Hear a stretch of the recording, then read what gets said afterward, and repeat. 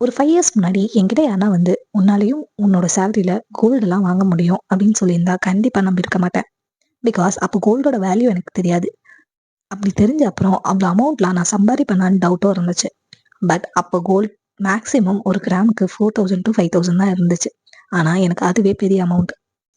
But today என்னால 1 மந்த்துக்கு at least 1 gram கோல்டாவது invest பண்ண முடியும். அப்படி விளையாட்டா ஸ்டார்ட் பண்ணது தான் போத்தி ஸ்வர்ணமாலோட டிஜி கோல்ட் ஸ்கீம். ஜாயின் பண்ணி சும்மா கிடைக்கிற அப்போலாம் 100, 200ன்னு இன்வெஸ்ட் பண்ணியிருந்தேன். அப்படி இன்வெஸ்ட் பண்ணி ஃபைனலா 1 இயர்க்கு அப்புறம் 1.150 கிராம் என்னால சேர்க்க முடிஞ்சது.